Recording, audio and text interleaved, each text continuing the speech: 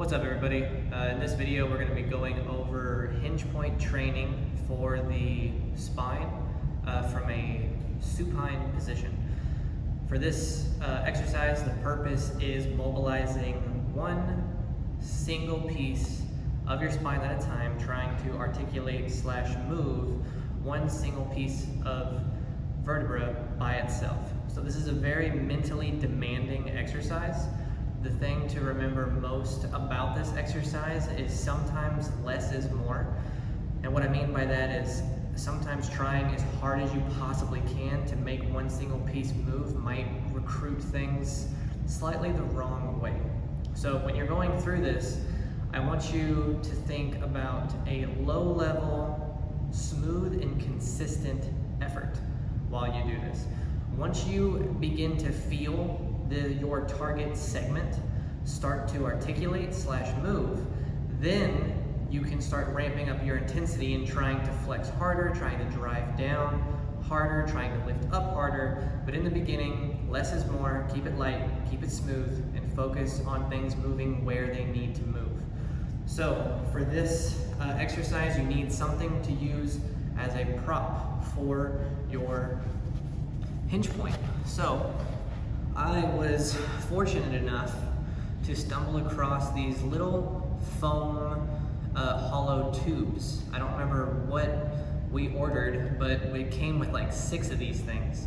And this is by far the best thing I have ever found for hinge point training. I also really like to use a resistance band. This is a closed loop band, and I like to double the band over and then lay on that as my target.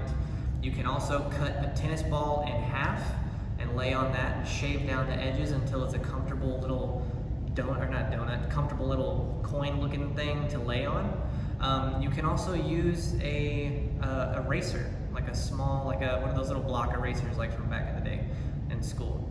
So for this video, I wanted to show you guys this in case you happen to come across something this cool. Like I said, it's just a hollow, really flexible piece of foam. It's very comfortable to lay on. It's long, so it covers a good portion of the back, which gives you a lot of tactile feedback, which is really nice. The band is what we're going to use today. This is better for beginners. It gives you something to kind of push and pull against, and I'll show you what this will look like. So as we set up, what we want to do, like I said before,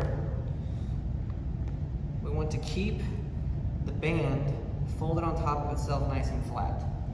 So we'll come around the back, and we don't want it to land like this. We want these 2 pieces to land flat on top of each other to give us a nice stacked object to focus on. And now as we lay on top of this, we can feel that stacked piece of rubber underneath us. So the drill is very straightforward. We're going to lightly push these bands up so we can have them very stuck to the back. This is just going to let you feel this a lot more. From here, we want to make sure the ribs are tucked down. We want the belly button to be pulled in, and we're going to produce all of our effort from the gut. So you're going to flex your core, you're going to kind of flex your hips and your legs, and you're going to produce a very low amount of tension throughout the entire body, and you're going to funnel all that energy going straight down into where you feel the band. And you're just going to lightly push for anywhere from 20 seconds to up to a minute until you begin to feel pressure build up across that band on the target vertebra. Once you believe you have maxed that out and it's pushing down as far as it will go, you're going to keep the ribs tucked, you're going to keep the core tight, and you're going to attempt to lift off the band. Now, if you're using this setup, it's not going to lift off, you're just going to work with the band. And I like this setup because it allows us to have something to help pull in the direction that we want to move. So again, you'll work for roughly 10 seconds to a minute, constantly trying to produce movement. If you feel like your ribs are flaring up to make something move, we don't want that. I want you to keep everything tucked down, keep the core tight, and we're trying to articulate only from where we feel the band. So we'll press down, we'll lift up, we'll repeat this for 2 to 5 full rounds at each segment of the spine. So you ideally, if this is something that's brand new to you, I just want you to pick 1 to 2 segments in the low back, middle back, and upper back, and just try to connect to those segments. If you're a client of mine and I've given you specific homework, you know what to do. So this is hinge point training. This is how we make the spine work like a spine is supposed to.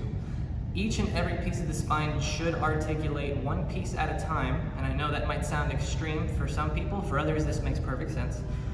But we want each single piece to articulate properly because that allows proper force to be transmitted up throughout the spine and the rest of the body.